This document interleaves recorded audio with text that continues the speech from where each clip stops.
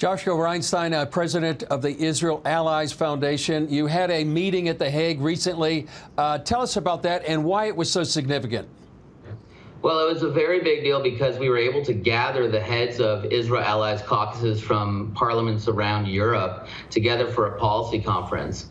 Two major things happened in Europe in the last few weeks that are very positive for Israel and Israel-EU relations. Number one was the EU election. For the first time, we have a lot of new members of the EU who are pro-Israel. And so we kind of have a level playing field there. And then secondly, Hungary, a dear ally of Israel, has taken over the EU presidency. So we were able to gather the chairman of our caucuses from across Europe to discuss how can we move forward and how do we turn this into a success for faith-based diplomacy.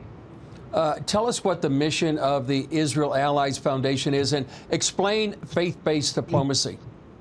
Well, the Israel Allies Foundation is the only organization in the world that works in faith-based diplomacy. And faith-based diplomacy simply is when people take their biblical support for Israel and turn it into real political action. Today, 80% of the diplomatic successes that we see in Israel are because of faith-based diplomacy, whether embassies moving to Jerusalem or anti-BDS or anti-Semitism legislation we're seeing around the world, or even having observer status to the African Union. This is all because people of faith have got involved in the political process and have gotten their countries to move closer towards Israel. And so we have 53 Israel Allies caucuses around the world, 19 in Europe, 1 in the EU. And we use this network of parliamentarians, about 1,500 of them, to mobilize real political successes for Israel. Yeah, I know you also addressed the threat of Iran. How serious is that threat, not only here to Israel, but to Europe as well and the West? Well, the threat of Iran is probably worse for Europe and the West than it is for Israel. And that's only because Israel understands that they're at war with Iran. Iran is attacking us with their proxies, Hamas, Hezbollah. They've threatened to wipe us off the map through their nuclear programs. But around the world, Iran is also attacking countries in Europe through different organizations, through funding terrorism. In America, they actually tried to assassinate several American leaders like Mike Pompeo and John Bolton. They're waging war around the world, and most of the world just doesn't understand that once they have nuclear weapons, it's going to be all-out war.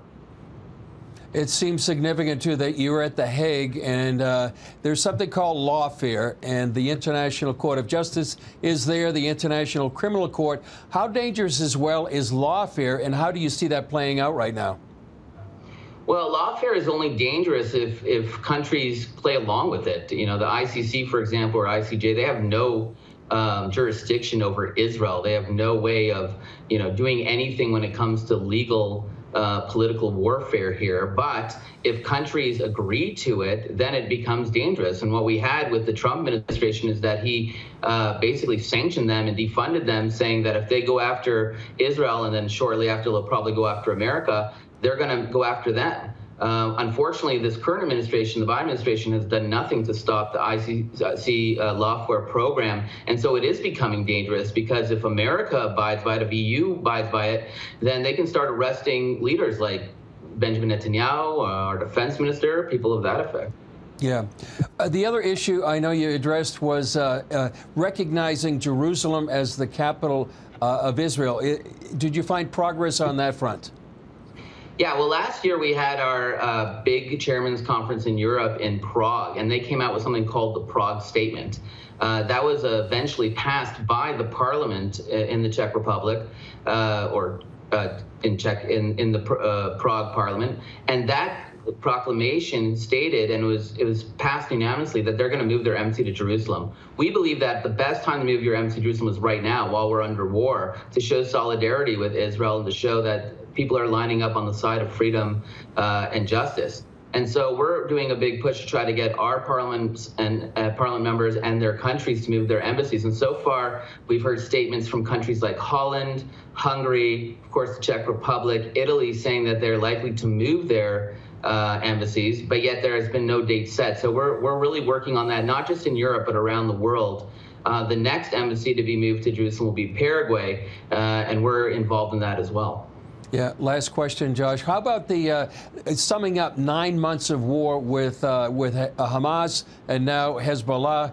How would you describe to people, say, in the West or the U.S., how important a time this is for Israel.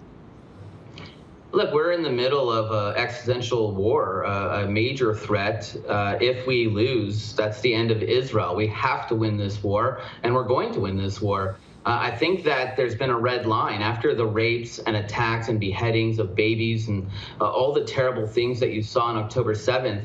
There's a red line between who's good and who's bad. And the countries that are good are standing with Israel. They're standing with our defensive war. And also to mention, this is the most humanitarian war ever fought in urban warfare. Generally, in an urban warfare situation like Fallujah or Mosul, it's one combatant is killed for every 9 civilians.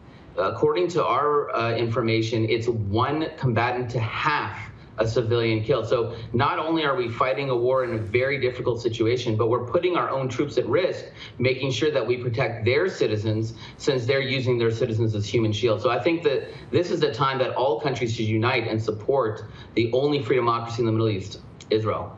Yeah. Joshua Reinstein, president of the Israel Allies Foundation, thanks for joining us.